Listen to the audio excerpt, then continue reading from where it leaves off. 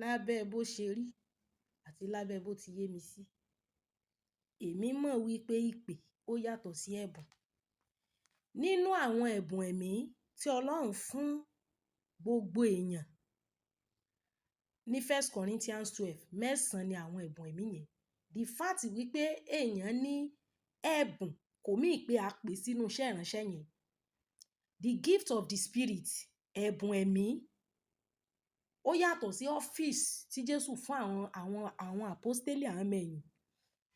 London gift, ibẹ̀ láti ní speaking in tongues, interpretation, discerning of spirit, faith, working of miracles, healing, word of knowledge, word of wisdom, interpretation of tongues. Mẹ́sàn-án ni. Ẹ̀bùn nìyẹn. The fact wípé èèyàn ní ẹ̀bùn ìsọtẹ́lẹ̀ kò túmọ̀ sí wípé a pè sínú iṣẹ́ ìránṣẹ́ wòlíì. Àmọ́ ìpè, which is office, call into office. Tó bá jẹ́ wípé ẹ̀bùn ẹ̀mí òun ló túmọ̀ sí wípé a pè èèyàn sínú iṣẹ́ ìránṣẹ́, kò ní ìdí Ephesians níbi tí Jésù ti fún àwọn ọmọ ẹ̀yìn ní 5 offices, which is pastor, evangelist, prophet, apostle and teacher. Àwọn 5 folds of offices yẹn àti gbogbo àwọn all other gift, Bíbélì ní ó wà fún ìsọdi pípé àwọn ẹni mímọ́. Ó ní all of these are for the perfection of the saints. Now, tá a bá padà síbi ẹ̀bùn, ẹ má jẹ́ ká gbàgbé pé èèyàn lè ní ẹ̀bùn kó má ní ìgbàlà. Kódà ẹlòmíì wà tí ìpè ń bẹ lórí ẹ̀ ṣùgbọ́n tí ò ní ìgbàlà. Ìgbàlà dúró lọ́tọ̀, salvation dúró lọ́tọ̀. Kò sí ẹni tí Ọlọ́run dá tí ò ní ẹ̀bùn kan àbómi tí Ọlọ́run fún. Ẹ̀bùn kò túmọ̀ sí pé èèyàn born again, torí ẹ̀lẹ́rẹ́ lòmí tó máa speak in tongues ló máa ṣàgbèrè. Àgbèrè yẹn kò ní kí ẹ̀bùn yẹn kúrò nínú ayé ẹ̀. Ó kàn lè dormant, ó lè má lè function well nítorí ó ń gbé ìgbé ayé ẹ̀ṣẹ̀. Torí ẹ̀ ló ṣe rí àwọn míì tó ń rí correct vision, wọ́n rí vision bẹ́ẹ̀ wọ́n mutí, wọ́n mu sìgá. The gift of God is without repentance. That's what the Bible says. And the spirit of prophets are subject to prophets. Téèyàn bá ní ẹ̀bùn ìsọtẹ́lẹ̀, kò túmọ̀ sí pé a pè sí ọ́fíìsì wòlíì. The gift of prophecy kò interpret èèyàn to be a prophet. A mọ̀ wípé kò sí ìpè láìsí ẹ̀bùn. Bẹ̀ẹ̀bùn lè wá láìsí ìpè. Tí Ọlọ́run bá pè èèyàn síṣẹ́ ìránṣẹ́, gbogbo equipment Ọlọ́run á equip ẹni yẹn. Ẹni tí ìpè wòlíì bá ń bẹ lórí rẹ̀, ó máa ń wá pẹ̀lú ẹ̀bùn ìsọtẹ́lẹ̀ ni. Ìpè máa ń wá pẹ̀lú ẹ̀bùn. Bẹ̀ẹ̀bùn lè wá láìsí ìpè. Láyé ìgbà tèmi máa ń pray fún ẹ̀bùn ẹ̀mí, because I was born and brought up in CAC. Láyé ìgbà tèmi ń gbàdúrà fún ẹ̀bùn ẹ̀mí, àwọn tí mo dìídì confess mo á ń gòkè gan. Gift, speaking in tongues, interpretation of tongues and prophecy. And of course, Paul sọ fún wa wípé ká máa confess ẹ̀bùn ẹ̀mí, that we should confess the gift of the spirit. Yàtọ̀ fún àwọn tí mo ní tí Ọlọ́run fún mi láì jẹ́ pé mo dìídì confess ẹ̀, mo pray fún. When I was climbing mountain asking for gift of the spirit, not called this time ẹ̀bùn, jẹ́ pé anybody ló lè béèrè. Àwọn tí mo béèrè fún ọ̀tọ̀ ni àti Ọlọ́run fún mi ní word of knowledge, word of wisdom tí mo fi ń function ní èní. Ìyẹn ò túmọ̀, ẹ rí wípé tá a bá rí àwọn ẹ̀bùn ẹ̀mí mẹ́sẹ̀ẹ̀sán yẹn, àwọn kan wà níbẹ̀ tá àìsábà irú word of knowledge, word of wisdom àìsábà lọ. Oníkálùkù ló fẹ́ speak in tongues, oníkálùkù ló fẹ́ prophesy. Unfortunately, láyé òde òní, tẹ́ bá ti rí tá àwọn èèyàn kan bá ti lè fèdè fọ̀ báyìí, wọ́n á ti gbẹ́wù gànrùn, wọ́n ti di wòlíì. Lára àwọn ẹ̀bùn tó ṣe pé ẹ̀bùn ni kò túmọ̀ sí ìpè, táwọn èèyàn máa ń fi ṣe mistake lọ dá ministry, lọ dájọ́ lẹ̀, òun ni àwọn ẹ̀bùn healing. Tẹ́ bá rí ẹni tó gbọ́wọ́ léèyàn lórí tó wòsàn, tá ara ẹni yẹn yá, tẹ́ ẹni yẹn ní àlàáfíà, before you know it, á ti kó ìjọjọ, ó ti di ìjọ. Èèyàn ní ministry ò túmọ̀ sí pé kó kó àwọn èèyàn jọ kán bẹ̀rẹ̀ sí ní máa ṣe ṣọ́ọ̀ṣì. What you're doing, you can turn it to a ministry. Lábẹ́ oore ọ̀fẹ́ tí Ọlọ́run bá fún ẹ. Àmọ́ look at the gift of the office of evangelist this time around.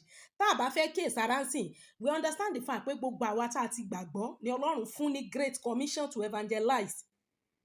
Àwa tí a ní ìgbàlà, ó ní ká dìde fún ìgbàlà ẹlòmíì. Every Christian is an evangelist.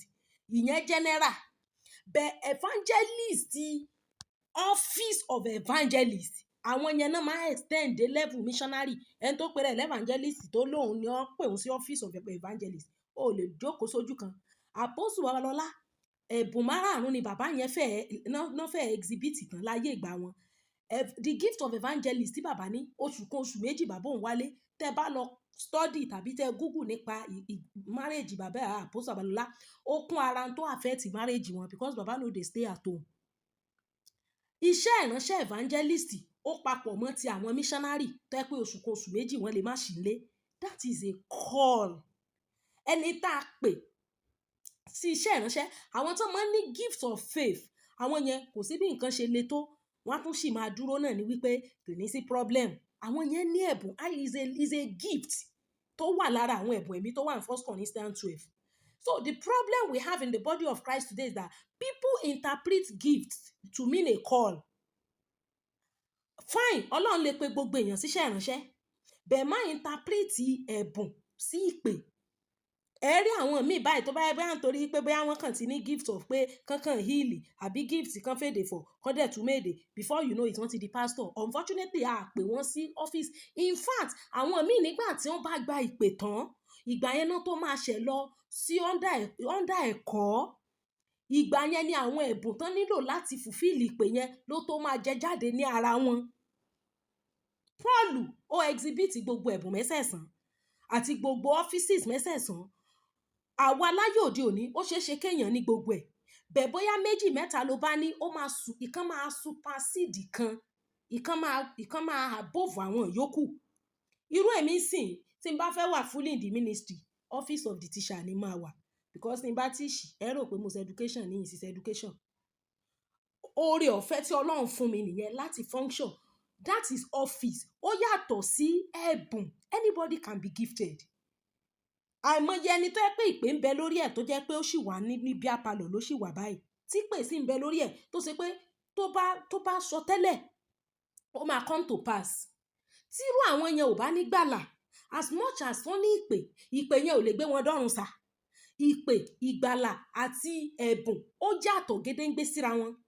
Now why ta fi ní àwọn church tẹ́ bá máa rìn láti street yìí, the beginning of this street lọ sí the end, ẹ lè rí church 35, just 5 minutes stroll, 5 minutes trek.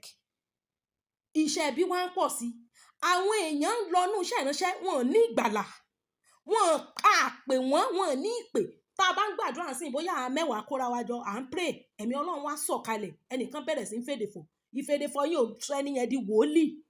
It is a gift tó Ọlọ́run fún gbogbo àwọn ènìyàn for the benefit or for the perfection of the saints. Àwọn ẹ̀bùn tí Ọlọ́run bestowed fún wa, Ọlọ́run fún wa ní àwọn ẹ̀bùn yẹn fún wa láti ṣe kíni, kí ó ní fún pípé àwọn èèyàn mímọ́ for the perfection of our saints. Kò sí ẹni tí ò ní kan àbó mi. It depends on how you develop it. Now when we talk about ministry, ẹlòmíì ti believe pé ká kérò jọ, ká kó ìjọ jọ, ká kó ṣọ́ọ̀ṣì jọ ní ministry. Giving can be a ministry. Encouraging people can be a ministry, to be sincere. Àwọn tí wọ́n bá ní problem, kán máa cancel wọn, it can be a ministry. Kò dìgbà tó bá kó ìjọ jọ. Now the thing now is that nígbà tí mo upload update yẹn, àwọn kan sọ pé náà nígbà tí mo sọ pé gift ó yàtọ̀ sí ìpè, tẹ́ ẹ bá wo ẹgbẹgbẹ̀rún especially àwa tá wà Nàìjíríà ń sìn, ọ̀pọ̀lọpọ̀ àwọn tó ń lọ bẹ̀rẹ̀ ìpè, tó ń bẹ̀rẹ̀ ṣọ́ọ̀ṣì, ẹ̀bùn náà ni wọ́n nípè. Àwọn tí wọ́n bá wà tí Ọlọ́run bá ní ẹ̀bùn tó ń fún ẹ yìí yóò mọ prosper lábẹ́ iṣẹ́ ìránṣẹ́ àwọn kan. Tí ìgbéraga bá ti dé, yóò á ní problem. Mo rántí woman kan láyé ìgbà mo wà kékeré and I grew up in the church mo dàgbà sí till date I'm a church person. You understand? Woman yẹn ó máa ń speak in tongues, ó dẹ̀ ní interpretation. Paul Apostle sọ fún wa pé ẹni tó bá ní ẹ̀bùn ìfèdèfọ̀ ó ní kó gbàdúrà fún ìtumọ̀. Tó bá ṣe ń sọ á máa interpret. Ọlọ́run dẹ̀ ràn án lọ́wọ́. Suddenly ìjà ṣẹlẹ̀ láàrin òun àti ìyàwó pastor tó ní ministry yẹn. Ẹ dẹ̀ mọ̀ obìnrin before you know it wọ́n bẹ̀rẹ̀ ìjà obìnrin làwọn èèyàn bá sọ̀rọ̀ sí létí pé èmi ni ṣebí ìwọ náà lẹ́bùn lòun náà bá rí ìdájọ́ lẹ̀. Unfortunately ìgbà tó jẹ gbèsè nírú àwa gan tó mọ̀ wípé ṣe ló yá lónù tó tún yáwó mọ̀ ṣe gbogbo ẹ̀ tó fi kan ṣọ́ọ̀ṣì tó lóhùn kan tó ṣe gbogbo ẹ̀. At the end of the day ó padà talẹ̀ ń gbẹ̀yìn ni. Because a pè sí iṣẹ́ ìránṣẹ́, àwọn tá a pè tí ò sí nínú 5-fold of ministry tí Ọlọ́run pè yẹn, tí wọ́n bá fagídí lọ síbẹ̀ ẹ rí wọn máa wá agbára lọ nú omi, agbára lọ nú igi, àwọn ọ̀rọ̀ igi ọ̀rọ̀ òrókò. Nígbà tí Sọ́ọ̀lù tí ò gbọ́ wọn náà mọ́ owó tó abókù sọ̀rọ̀ lọ pé ó bóun jí òkú òkú kí ló ní kó bóun jí ná, kó bóun make inquiry lọ́wọ́ ẹ̀ wípé ogun tóun fẹ́ lọ jà ṣóun máa borí rẹ̀, because the spirit of God has left him. Ẹni tó ṣiṣẹ́ ìránṣẹ́ tó ò sí ẹ̀mí Ọlọ́run fún mọ́, it becomes a problem. Ó ní ẹni tó ń pè ló ń yàn, ẹni tó ń yàn ló ń ṣe lógo. Tí ò bá ti sí mẹ́tẹ̀ẹ̀ta yẹn ń bẹ̀, is a problem, it becomes a problem. Unfortunately, nígbà tí Ọlọ́run bá pèèyàn sí iṣẹ́ ìránṣẹ́, Ọlọ́run ò ní fi àwọn ènìyàn tirẹ̀ sílẹ̀. Why? Because nǹkan tó Ọlọ́run pè ẹ́ sí, Ọlọ́run mọ bó ṣe máa equip ẹ to function well. Ẹni tá a bá pè sí iṣẹ́ ìránṣẹ́ wòlíì, gbogbo ohun tó bá ń tú, Ọlọ́run mọ̀ bá tú, gbogbo ohun tó bá ń dè, Ọlọ́run mọ̀ bá dè, gbogbo òde ó mọ̀ já, kò ní ìdí àdúrà àkànragbà. Some can have the gift of prayer. I'm telling you. Tó yẹ pé wọ́n á ní tó bá ti rí yín, they will add you to their prayer list. Mo ní ìyá kan bẹ́ẹ̀ yẹn, ìyá yẹn ti dàgbà, ó ti over 18 sin. She prays. And when she sees you, she add you to her prayer list. She add you to her prayer list. Àwọn eléyìí wà gifted, they can pray for long hours. That is a ministry. You can turn what you are good at to a ministry. Bẹ́ẹ̀ ní ìsìn nǹkan táwọn èèyàn sọ di ministry ìsìn ká níjọ káwọn èèyàn náà mọ̀ pé wọ́n pápá kan mọ̀ pé wọ́n mama. Unfortunately, àwọn kan wà tí wọ́n ní iṣẹ́ ìránṣẹ́ tí Ọlọ́run recognize wọn lábẹ́ oore ọ̀fẹ́ tó dẹ̀ wà ń bẹ̀, and God is blessing them. Àwa tí ẹ̀ lè má jẹ́ pé bóyá wọ́n jẹ́ public figure pé táwọn èèyàn mọ̀ wọ́n, but they are ministers of God. So they function in the office of probably apostle, teacher, prophet, evangelist, or pastor. Àwọn each of this office ló ní peculiarity. Pastor tá a pè ní olùṣọ́ àgùntàn, charisma wọn ó máa ń yàtọ̀ sí ti wòlíì. Ẹ wo nǹkan tí Elisha ṣe nígbà táwọn ọmọ tó ń fi ṣe yẹ pé apárí gòkè wá, ó command Bíárì, ó ní Bíárì jáde, ó fi wọ́n jẹ 40 kọ́ ni wọn, àwọn ọmọ yẹn 41 ni wọ́n. Pastor ò lè ṣe bẹ́ẹ̀ yẹn. Elisha acted as a prophet ni. Nígbà tí ọba tó ránṣẹ́ tó ní kí àwọn sójà kí wọ́n lọ pe Elijah wá, they went like 50 of them, army ni. Èyí tó jẹ́ commandant wọn, ó ní ìwọ tó jẹ́ prophet, come down, the king is asking, is calling you. Elijah said, if I am a prophet of God, let fire fall and consume all of you. Gbogbo wọn jóná, wọn dé eru ni. The second group lọ the same thing. Thank God that the third one learned that let my life and my other soldiers, let our life be precious in your sight. Ìyẹn humble tiẹ̀. That is a prophet. Pastor ò gbúdọ̀ ṣe bẹ́ẹ̀ yẹn. Tí pastor bá ṣe bẹ́ẹ̀, ìjọ á túsà, ìjọ máa scatter. Each office yẹn ni Ọlọ́run ti bestow peculiarity. Àwọn kan wà tó jẹ́ pé the best place fún wọn láti function òun ni pastor. Àwọn míì dẹ̀ wà tó ṣe wípé as much as tó ministry wọn máa ń jáde, ministration wọn máa ń jáde pẹ̀lú àṣẹ ni. Tá àwọn ìránṣẹ́ Ọlọ́run tá a pè ní olùṣọ́ àgùntàn, which is pastor, wọ́n gbọ́dọ̀ ṣe bí àgùntàn, wọ́n gbọ́dọ̀ ní sùúrù bí àgùntàn tí wọ́n fẹ́ kó jẹ́. Tí gbogbo èèyàn bá lọ sí mission field láti lọ act bí prophet, àwọn èèyàn ò ní fàyè wọn fún láti lọ act bí prophet, àwọn èèyàn ò ní fàyè wọn fún Jésù. Because ọ̀rọ̀ máa ń jáde, àṣẹ máa ń tẹ̀lé lẹ́nu prophet. Evangelist, Ọlọ́run máa ń fún wọn ní strategy àti jèrè ọkàn, àgbékalẹ̀ ọ̀rọ̀, àgbékalẹ̀ gospel. Each of these office ló ní peculiarity tí Ọlọ́run tó bá dẹ̀ jẹ́ tíṣà ni, tó bá dissect topic fún yín, ẹ máa fi òpó wà bẹ́ẹ̀ gbà tán kọ Bible ní àjòkó àṣàlàyé. That is it. So Bible says everyone should stay in his call where which we call him. He said he gave everyone grace according to the measure of faith. Má wulẹ̀ confess anybody. Tó bá ní ẹ̀bùn, gba ẹ̀bùn ní ẹ̀bùn. Má torí ẹ̀ sọ pé o ní pè. Tóró ti fèdè fọ̀, ó ti túmọ̀ èdè. Before you know it, wọ́n ti dá ṣọ́ọ̀ṣì lẹ̀. Wọ́n náà ti di mọ́mí pastor, di daddy pastor. Pẹ̀lọ́pọ̀ àwọn tẹ́ ẹ̀ rí ìsà, ẹ̀bùn náà ni wọ́n ní ìpè. Ọlọ́run dẹ̀ ní kí ẹ̀bùn kó máa function lábẹ́ ìpè. Ìgbéraga, pride, àìfẹ́ tẹríba, ìjọra ẹni lójú pé àṣẹ ìtura àwọn tó máa ń sọ fẹ́ pé ṣebí ìwọ náà lọ bẹ̀rẹ̀. Problem làwọn people yẹn tó máa ní o lọ bẹ̀rẹ̀ ìjọ tó ò ní ìpè àpè ẹ́ sí iṣẹ́ ìránṣẹ́, o lọ bẹ̀rẹ̀ tó mọ́ ṣe rọ́ tẹ̀lé ẹ yẹn, bẹ́ẹ̀ wọ́n á ṣe rọ́ padà. Because you were not called into that office. Àwọn míì wà tó yẹ pé Ọlọ́run pè wọ́n, tí Ọlọ́run dẹ̀ yan àwọn èèyàn tí wọ́n wípé lábẹ́ ìpè àwọn yìí ni ìpè tí wọn náà ó ti máa ráàánú gbà. ọjọ́ tí wọ́n bá carry gentle soul wọn kúrò ńbẹ̀ wí àwọn ò lè dúró sábẹ́ ìpè mọ́ wọ́n máa ní problem. Ẹ̀yin náà ẹ wo Paul Apostle àti Barnabas, ẹ wo bí Ọlọ́run ṣe ràn lọ́wọ́, ẹ wo Priscilla Aquila, ẹ wo bọ́n ṣe groom Apollos. That is it. Àwọn ẹ worú Priscilla at Aquila yẹn, we were told that church used to meet in their house. Church house fellowship inú ilé Priscilla at Aquila náà ti ń ṣe. That is their own ministry. They might not have one big church or magnificent edifice, but ministry tá pè wọ́n sí. So ministry tàbí ká pèèyàn sí a particular office, gift téèyàn bá ní ó lè help èèyàn. Bẹ́ẹ̀ èèyàn lè ní ẹ̀bùn láì ní ìpè, it's just a gift. Ẹ wo àwọn ìyá tó máa ń fèdè fọ̀, tó máa ń túmọ̀ èdè, tó máa ń prophesy níbi tá a ti ń gbàdúrà, it doesn't make them a prophet. Bẹ́ẹ̀ àwọn ìjọ kan wà láyé òde òní, tẹ́nìkan bá ti lè fèdè fọ̀ báyìí, wòólì ó ti di wòólì, before you know it wòólì wá ń pọ̀, wòólì wá ń lọ bí Mésù, wòólì tí ò ní ẹ̀kọ́, tí ò sẹ́kọ̀ọ́ ọ̀rọ̀ Ọlọ́run bẹ́ẹ̀. Wọ́n á wá máa gbọ́wọ́ láwọn èèyàn lórí káàkiri. Ẹ wo gbogbo ọjọ́ tí wọ́n ti ń sọ wípé gbogbo àwọn ẹfọ́jú, àwọn ẹrọ, àwọn ẹbirùn, àwọn ẹdití kí ọmí gbàdúgbò rín ẹ máa kó wọn bọ̀. Ńjọ́ wọ́n ti ń fi bọ́ọ̀sì kó ẹdití ẹrọ ẹbirùn. Èmélòó nù wọn lọ́gbàwòsàn.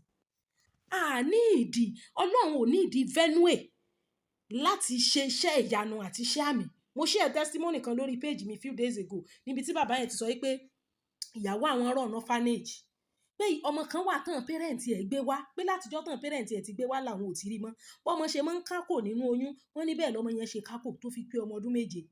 Wọ́n ní bẹ́ẹ̀ they continue to pray. Wọ́n ní tẹ́ bá fẹ́ fún lóúnjẹ ẹ ṣẹ̀ṣẹ̀ mọ wábi tí ẹnu ẹ̀ wà ní pé because ó cough báyìí náà ni. Pé ṣùgbọ́n ọjọ́ tí ọmọ yẹn tí Ọlọ́run máa touch ayé ẹ̀, she just began to stretch. Ó kàn stretch, ó dẹ̀ nàró. Ọjọ́ yẹn ló dìde, ọjọ́ yẹn ló rìn. Fortunately for her, bá àwọn èèyàn ṣe ń sọ̀rọ̀ ní agbègbè rẹ̀, ó ń gbọ́ ní gbogbo ìgbà tó wà nínú problem yẹn. Ó dẹ̀ bẹ̀rẹ̀ sí rìn, wọ́n dẹ̀ mú lọ school, ó sì sọ̀rọ̀, ó sì darapọ̀ mọ́ àwọn èèyàn. That is the miracle of God. Everywhere is a venue. Tí Ọlọ́run ti lè ṣiṣẹ́ ìránṣẹ́, tí Ọlọ́run ti lè ṣiṣẹ́ ìyanu. Miracle tá ń wá kiri tẹ́lòmí àtorí bọnú gbága. You don't need, you see, tẹ́ bá ti sọ pé ẹ mọ̀ bọ̀ ń bí ẹ wá bọ́lọ́run pàdé, ẹ ti idolize Ọlọ́run, ẹ ti reduce Ọlọ́run pé ibi tó wà náà nù. Kò sí ibi tí èèyàn ò ti lè rí iṣẹ́ ìyanu, tí iṣẹ́ ìyanu ò ti lè fi farahàn ní ìgbésí ayé èèyàn. Kò sí location. You don't give God time and location when it is time for him. Miracle máa ń ṣẹlẹ̀. Life is not governed by miracle, it is governed by principle. And one of the principles tó Ọlọ́run fi ń govern life ni pé we have to obey him. We have to stay within the jurisdiction. Tẹ́ bá rí ẹni tó dúró sínú ìpè, tó ń lo ẹ̀bùn tí Ọlọ́run fún, ìrọ̀rùn ni ó mọ̀ bá dé. Kó sọ̀rọ̀ sísọ, kò ní mọ̀ wọ́rọ̀tì. Kó ṣe wípé àwọn tó Ọlọ́run fún ní ẹ̀bùn healing, wọn ò ní láti pariwo. All they need is just to, wọ́n kàn lè stretch forth ọwọ́ wọn. Àwọn èèyàn á dẹ̀ máa receive healing. It's a gift. So, tí a bá ti confess ti tẹlòmíì, tá a dúró within the jurisdiction and confinement bí tó Ọlọ́run fi wá sí, that is where we are going to prosper. Gbogbo àwọn ìjọ tá à ń rí kiri yìí, because somebody was saying that why is it that bí ṣọ́ọ̀ṣì ṣe ń pọ̀ iṣẹ́ ibi ń pọ̀, mo ní iṣẹ́ ibi á pọ̀, ọ̀pọ̀lọpọ̀ kí ọmí dájọ́ lẹ̀ wọ́n nígbàlà. Ìgbàlà gan tó yẹ kó jẹ́ foundation, tó yẹ kó jẹ́ the foundation of everything. Some people are not saved. Tẹlòmíì ò tí ì fàyè fún Jésù, kò sí ìjẹ́wọ́ Jésù Olúwa tó gbàlà. Unfortunately, the fact pé yóò ní gbàlà kò mí ìpẹ́ bùn ò lè farahàn nú ayé ẹ̀. Yes, ẹlòmíì ń fèdè fọ́ tí ó bọ̀ níge. Tí ò bá dẹ̀ kíyèsára, tó bá ṣojú kòkòrò, tó bá ti lè rẹ́ni gbé síwájú, tó ti fèdè fọ́, tó Ọlọ́run bá tún kẹ́, tó tún nítumọ̀. Before you know it, ó lè lọ dá ṣọ́ọ̀ṣì lẹ̀. Ibẹ̀ lẹ́ẹ̀ ti rán pásítọ̀ kí ọmí tó sì ọmọ ìjọ, kí ọmí bọ́ ọmọ ìjọ sùn. Wọn ò ní gbàlà, wọn ò ní ẹ̀kọ́ ọ̀rọ̀ Ọlọ́run. 5 offices, 5 folds of office tí Kristi fún àwọn apostle, tí ò bá yàtọ̀ sí ẹ̀bùn tó wà ní 1 Corinthians 12 ni, there wouldn't be any reason for Christ to go and distribute those offices to the disciples. The fact pé ó ń prophesy kò mí ìta pè é sí iṣẹ́ ìránṣẹ́ láti come and become a prophet. Though there is no prophet without the gift of prophecy, but you can have the gift of prophecy without being called as a prophet. Torí téèyàn bá jẹ́ wòlíì tóòtọ́, tó ò bá ní ẹ̀kọ́, wàá kàn máa pàṣẹ kí gbogbo iná kàn máa sọ̀kalẹ̀, yóò máa rọ̀jò náà, iná ó máa jó gbogbo èèyàn run ni. Mo wà lábẹ́ iṣẹ́ ìránṣẹ́ bàbá kan, mi ní dárúkọ wọn, bàbá yẹn ti kú sí nǹkan lọ́n fọ̀run kẹwọn, ara àwọn bàbá ńláńlá ń ṣèèsì. Wọ́n nígbà táwọn ṣì ń grow lábẹ́ iṣẹ́ ìránṣẹ́, pé bàbá táwọn kẹ́kọ̀ọ́ látọ̀dọ̀ wọn, wọ́n ní wọ́n wá sọ fún ìkan lára àwọn tó ń mọ̀ ń rán níṣẹ́ pé kó lọ bá wọn bomi wá. Wọ́n fẹ́ ṣe deliverance fẹ́nìkan, wọ́n wá ní kó bomi wá, probably wọ́n fẹ́ bless omi fẹ́niyẹn, ẹniyẹn wá gbọ́ dáadáa, ó wá lọ gbé Bible wá, wọ́n bá ní omi mo ní òbù wá, ṣé etí ẹ̀ di ni? Wọ́n létí ẹ̀ sì di. Ṣé tí ẹ̀ di ni? Etí ẹ̀ sì di. For days ni àwọn wòlíì ńláńlá, àwọn pásítọ̀ ńláńlá náà fi péjọpọ̀ gbàdúrà for 3 or 4 days létí bọ̀dá yẹn tó lá.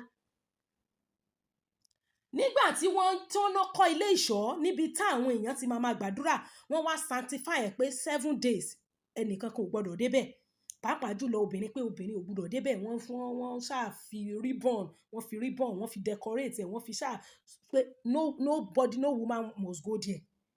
Ìkan lára àwọn obìnrin tí wọ́n wà ní orí òkè tó ṣèèṣì gbé ọmọ rẹ̀ lẹ̀, ọmọ tó ń rákòrò, ọmọbìnrin tó ń rákòrò, ó rákòrò wọbẹ̀, ọmọ yẹn gan ni.